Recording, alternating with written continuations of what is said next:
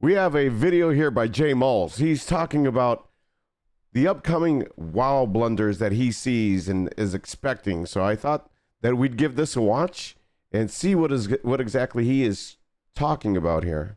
Okay, you're going to want to pay attention because Blizzard are screwing up so badly, and I'm afraid that it's too late to fix this. This is not hyperbole, this is not exaggeration. This will have long-reaching effects in the story for World of Warcraft, in a very bad way. So patch 11.1.7 is on the PTR right now, you can play it, and in that patch is a new questline called Legacy of Erethdor. It's essentially a questline where you join Faerun Lothar, a new character introduced with the War Within, and Daneth Trollbane as you go back to the Arathi Highlands to deal with some political strife that's going on there. It's a really interesting idea. I mean, one thing that we've been wanting is more story. So I hope they have a lot more story. That's what I've been wanting. I don't know about you guys, but I was talking with somebody today and asking him how he's been enjoying the expansion so far.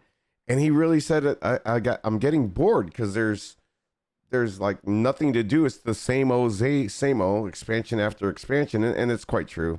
We're on the treadmill. We are always on the treadmill in an MMO. So it's unfortunate, but if they give us more story, I think we could really have fun. For a quest line, and also one that lays the foundation for a story that is absolutely, beyond a shadow of a doubt, going to have a major presence in the next expansion, Midnight, considering we are on the doorstep of Quel'Thalas here. But the problem is, this quest line is terrible. There's no other way to put it. It's just bad. And it's not bad, in my opinion, because of the plot beats, or what necessarily happens. It's bad because it's boring and off-putting, because the writing quality here is absolutely abysmal, and is some of the worst I have seen from Blizzard. Yeah, that's one thing too, Just Cal. We want good storytelling. Like, if anybody plays a lot of story narrative games, such as Final Fantasy XIV, Expedition 33, Baldur's Gate 3, you want a good story. And I kind of felt like the writing team for WoW has been lacking for some time. It even just recently hit Final Fantasy XIV, where even in their latest expansion of being Dawn Trail, you know, there was a huge backlash at like, where is everything that we've come to love about Final Fantasy XIV? One of the things that they've done here in World of Warcraft is that they do a lot of outside publications that tell you more of the story in depth. And I believe Akalon, as well as Pyromancer, you know, probably even Nobble, these guys want more story in the game so that more of your player base can have knowledge about what's going on. Now, how many are really going to pay attention? That's anybody's guess. That's anybody's guess. But if you hook somebody, they're going to want to see more. And that's always been my feeling. Expedition 33, like I said, is the new one out that I've been playing. And I really am getting into the story, the immersiveness of the story. But the writing team has to be better, you know? So, I mean, Dragonflight was a touch better. But even in the beginning of this, there just isn't a lot. So I just wish there would be more for the downtime. Was hoping we were past this, but clearly we were not. Let me give you a brief rundown of what actually happens in this questline. It's not that long, it's only like an hour long. So you may be going, J-Malls, how could an hour-long quest do as much damage to this game as you are making it out to do? Well, strap yourselves in. The questline starts... Well, Steve Denuser was a good one for that. So like I have people in stream, you know, people watching this on YouTube, I have people in stream talking and they said, I think the disconnect with some of the characters has something to do with many of them being poorly written self-inserts with no relatability. And Steve Denuser did something like you're referring to. It was very much, God damn it. What's Sylvanas' boyfriend?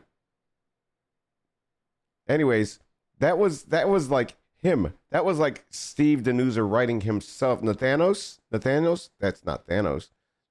Anyways, it is Nathanos. Okay. So it's kind of like that, you know, they put themselves in, but there really needs to be somebody that can tell a nice big, like a Kirsty Golden, if she was doing the real pure writing for this, would it be better? I heard she was for a time employed by Blizzard and then let go, and now she's going to be writing the new book. So I don't know where their minds are. I really don't. It's kind of like having the Q&A team. They lay off and they fire all the Q&A team, and next thing you know, we're the ones doing all the PTR so that their game comes out and actually makes sense or works properly. Come on now.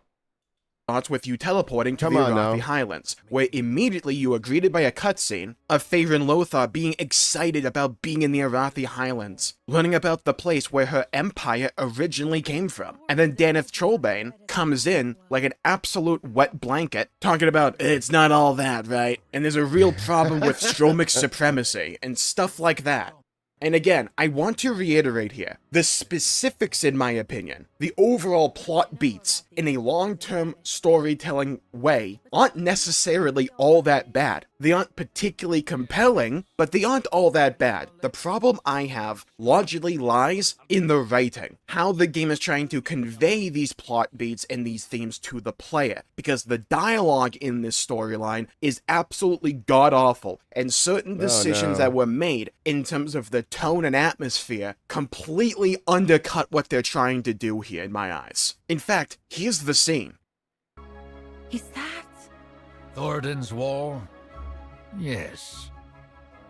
Then the stories and legends I read as a child were true. Stories are just stories, Farron. And that wall is just a wall. I know Arathi history is embellished enough. But are you not proud of your heritage? Yes, but pride in our legends foments Stromic superiority and reasons to strike at our neighbors. I understand. Among my people, some still distrust outsiders. I had thought your people... Going to Kaz Olgar was unpopular in Stromgarde. But the Sons of Lothar promote tolerance and mercy.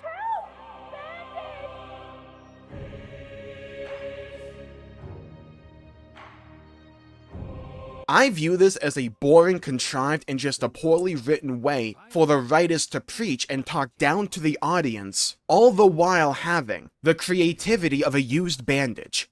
It's an interesting framing for the character, who is so intertwined with Stromgarde, with the Arathi Highlands, that being Daneth Trollbane, to being old and jaded, though we have seen this type of character before too many times in Warcraft, by the way, especially in more recent times in recent stories. But the dialogue undermines any good writing that could come of it because it's written in such a way where it feels like the writers are trying to lecture you on a message instead of in-game characters naturally communicating with each other because of how stiff the dialogue is and how stiff the animations are. It resembles more of a Sesame Street puppet show trying to teach kids that stealing is bad or something. And that's one of the things, man. It's how it is. The message, you know, Critical Drinker. I watch a bunch of these guys that they enjoy good story. And the problem is that everyone is about getting on the soapbox and preaching such things that nobody cares about hearing, that there is that disconnect. Your word, coming back to your word, there is the disconnect between the writers and the audience. And you can't have that when you're trying to really put forth, like, for instance, a movie. You know, you want a movie that is going to hook you in and make you stay in your seat till the end. Yeah, I got to use the bathroom because I had too much pop, but I'm going to stay here because I might miss something in the next scene. And they've missed the mark on that. And I really, really wish they would spend the money and get somebody that could absorb the lore, because there's so much of it, and tell the story in full to bring it to life. And then not only that, but then you need Blizzard to not handicap these writers and make them push a message. The problem in my eyes isn't the message being told, it's the way that it's being conveyed, in the most off-putting and annoying way, as if you're trying to read someone's, like, Twitlonger post or something. People are playing this game because it's called World of Warcraft, and when you have these themes written in such a way, it feels like you're trying to undermine the elements of this game and the story that people care about and get invested in, simply because you think having a good theme, or being moral, automatically makes the story compelling and good. No, it's lame and derivative, and it's the exact style of storytelling we wanted done with when it comes to the World Soul Saga. Especially when we're this deep into the first story of it, The War Within. I am personally fine with games being political. I'm fine with World of Warcraft being political. I think some of the best moments in World of Warcraft's story is when it's talking about the inherent politics of that world. And it should, because it's about war. But it needs to be written in a way that's remotely entertaining and also well written. I think intention absolutely matters when it comes to stuff like this, because if the player is able to become immersed in the story, because it feels like what these characters would do, how they would act. And there you have it, dude. You all loved Game of Thrones out there, and if you didn't, and you didn't care for it, okay. But I enjoyed it because not only was it good storytelling, you know, but they didn't try to, how would you say, dumb it down. They didn't try to make it G for your kids. They kept it real for that time, for how people acted and how they perceived it was executed at that time. You know, the politics of houses and kingdoms trying to maneuver within each other, that was there. So that, I believe, you know, like that's almost in every single medieval movie you see. There's always a, you know, daughter's gonna marry this king to try and, you know, marry the houses together so that the king could then give protection to his now queen's house and their area. You know, it was so, these things are real. And even the people that I listen to, Heels loves Babyface or something, and Critical Drinker, and these guys, they don't care so much about the message, but it can't be so in your face that that's all that matters. There's some messaging out there that they really do it in such a subtle way that you're okay with it, but not when they're trying to make something that as big as war, and now you're not supposed to kill. Come on, who are you selling this to? How they would react and what they would say and how they would think and feel, then that produces an environment where they're more willing to hear you out and to digest what's going on. But if it feels more like I just signed up for a college lecture, then no. A lot of people will be turned off by that because that's not what we're here for. So the rest of the story is essentially following Faerun around the zone of the Arathi Highlands, learning about the current state of not only Stromgarde but also the Horde outposts that are there, with characters like Eitrigg and the Magha Orc Lady who finally has some story. Actually kind of nice to see that, in my opinion. And essentially what's going on is that resources are kind of thin because of the war effort going on in Khazalgar, so the poor people of Stromgarde and the Arathi Highlands are really struggling. And there's a bunch of propaganda going on about human supremacy, how all the problems they're dealing with are because of the non-human races in the Arathi Highlands. Can you start to gather where this story is going to go, by the way? And you learn about a new organization that's like... That's one of the things that I don't do when I'm watching a movie. I mean, sure, you'll always hear it. You'll be like, this is so predictable because of course this guy's got to live. But I don't try to look that far ahead in a movie. If it has plot twists or twists in it, ooh, even better. Even better. I love that kind of shit. I get wet just thinking about that kind of shit. I want that in a movie, you know? And that right there is just like, I never saw that coming. One of the best movies that ever got me, Sixth Sense with Bruce Willis. Oh, dude, never saw that ending coming. Oh my God. I want that kind of story. Coming into the picture called the Red Dawn, and all these disparate, like, outcast and criminal groups in World of Warcraft's history, like the Syndicate, like the Defias. All these groups are coming together, and you find out are, like, essentially merging into the Red Dawn, or at least groups from those groups. And they're being led by, I believe, the niece of Daneth Trollbane, Marin. And you may be going, well, J-Mols, who is that? Well, if you wanted the actual backstory about what's going on here, I hope you listen to the 5-part audio novella they released called Hotlands, because it's borderline required reading. If you at least want to understand the backstory of what's going on here. You can still follow along without it, but a lot of the story, at least when it comes to Marin, kind of feels like, so it was you all along. Insert random NPC here. Daneth Trollbane leaves for the outpost Hammerfall, which is the Orcish settlement, the Horde settlement, but he goes missing. So you and Faerun go on a quest to try and track down Daneth Trollbane with the help of the Horde, who are more than willing to help you out and more than willing to take in various human refugees. We'll get back to that. You put some pieces of the puzzle together, you learn more about the Red Dawn. The refugees the Horde took in turned out to actually be plants from Red Dawn, who start to burn down their, outpost. You stop that from happening. The Red Dawn stage a revolt against Stromgod, you put it down. Faerun is about to take out Marin, but Daneth Trollbane comes out of nowhere and saves her. Talking about how we cannot turn her into a martyr. I'm just gonna take her name and her title away from her. That'll be that. And she'll have no power because of that. It's completely stupid, but again, we'll get to that. It's a short little quest line that is meant to illustrate what is currently going on in the Arathi Highlands, the struggles therein, and also flesh out certain characters, while also developing a new faction called the Red Dawn, who will almost certainly come back into the story when it comes to Midnight. It's not the most engaging thing of all time, but I think in terms of the plot beats that are happening, that's not the major issue here. It's the way that it's conveyed, because oh my god, are the Red Dawn wholly uninteresting when it comes to the actual game.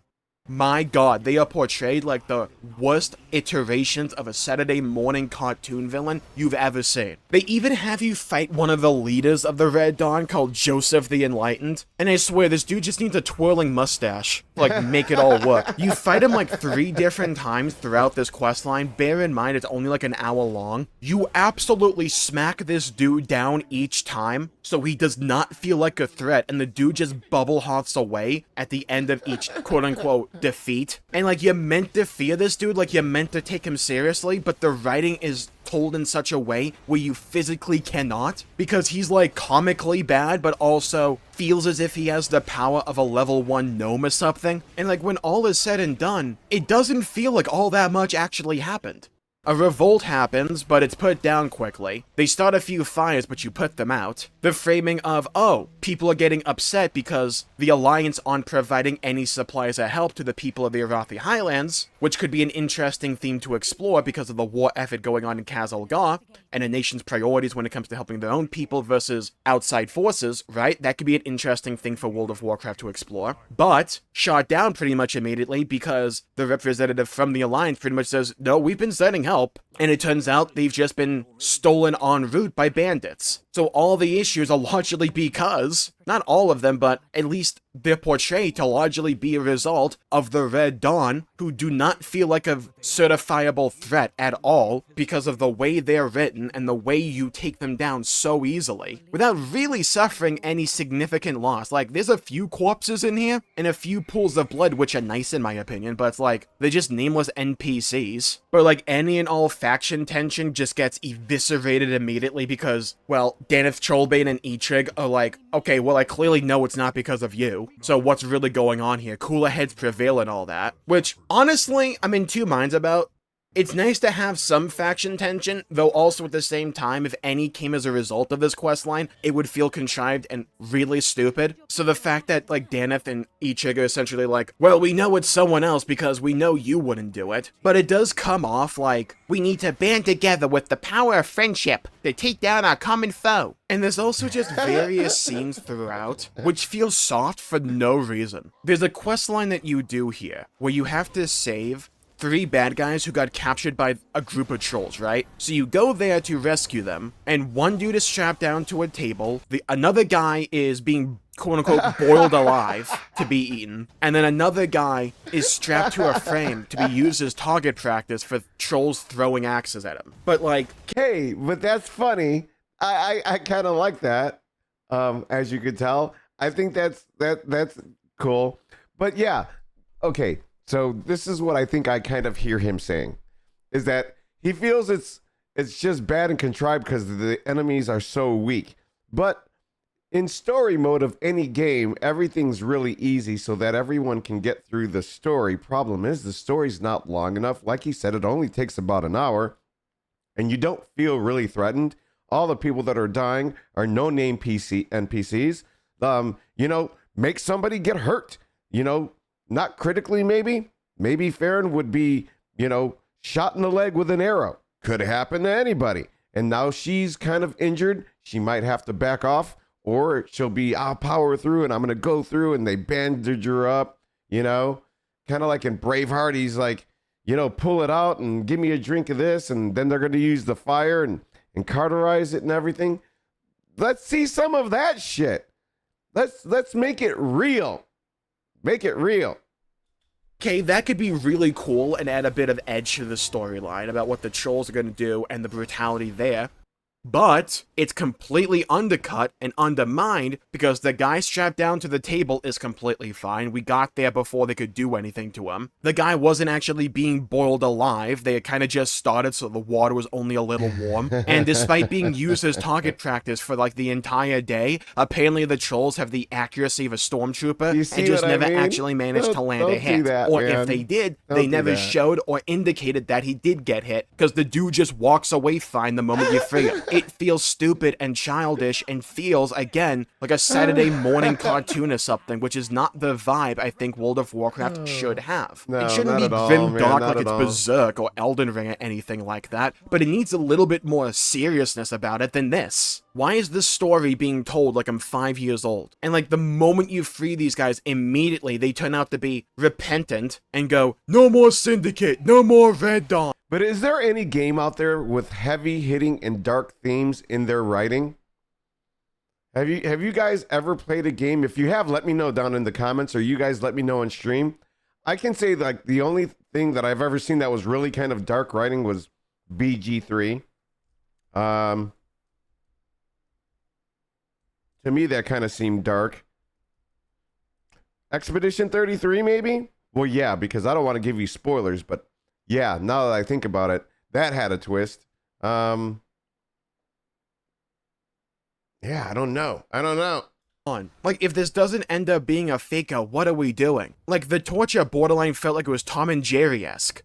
And to me, the biggest thought that I had in my mind while I was playing this story is that it feels like there's two teams in the writing department at Blizzard. You have Everybody one said team that writes the overall plot beats for the throughput storyline of World of Warcraft, going from expansion to expansion, and then you have another team who are focused on writing the details and the dialogue. And in my opinion, the errors and the issues, for the most part, lie on that second team. I think it's an interesting overall premise, and a plot that, while it's not perfect and has its issues, is really undercut and compromised because of weak delivery that does not draw up hype for things clearly meant to be further explored in Midnight. In fact, it makes me disinterested and more likely to groan when they are revisited, because it's going to remind me of this story. And the big reveal that Mayrin was out of prison, like, oh my god, what a Disney-ass villain. She basically went, yes, it was me, Batman, all along, and now I shall rule. Dude, what are we doing? How did we just go from Xelatath and Gallywix to this?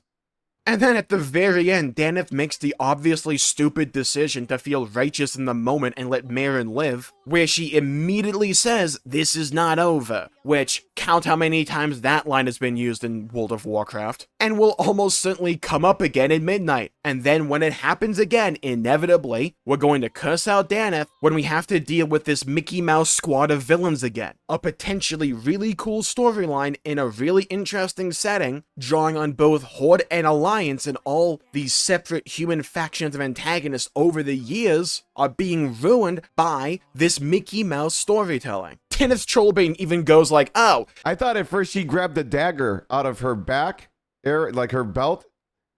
I thought, if anything, she could have like stabbed Trollbane.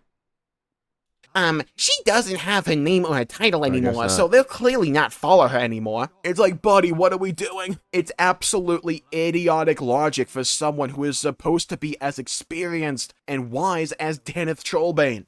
World of Warcraft needs to stop making all the wizened war hero characters in this game absolutely incompetent. Ruthless. It's not Ruthless. interesting or a good story. It comes off as off-putting and annoying. And the biggest problem that I alluded to at the beginning of this video is the fact this storyline is written in such a way to where it just feels like setup from start to finish and is absolutely coming back at midnight. But when it does, no one's going to care about it because the build-up for that storyline was awful. Your first impressions are compromised because of this. And the reason I said it may be too late at the beginning of this video is because there's no way they go back to the drawing board and completely redo the dialogue for this, because it's already on PTR. I just don't think there's time to do it. If they can end up doing that, I would be amazed. I highly, highly, highly doubt it, though. Bayron is here because she... I wonder if any one time in Blizzard, if they've actually listened to the community who is doing the PTR, and someone like this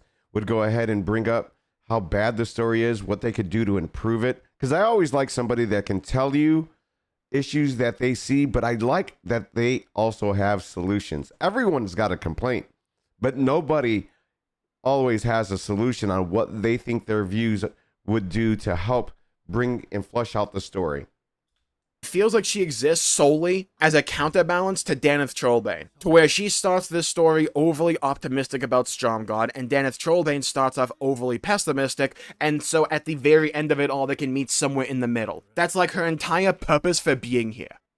So instead of getting a bunch of really cool story or context about the Arathi Empire and how it could relate to things there, we get a little bit of that at the very beginning, but then it's just thrown to the wayside. It's like, why are we ignoring all the cool stuff we could be exploring in favor of whatever this ended up being? This is storytelling and a level of quality we cannot have in World of Warcraft for the rest of the World Soul Saga, because it's going to fail to capture the hearts and minds of people the way they wanted to if the story is told like this. There's nothing interesting to explore or like to really dig deep about. It's like the Red Dawn are just the bad guys. It's a storyline that in my opinion feels scared. It feels scared to be anything besides this.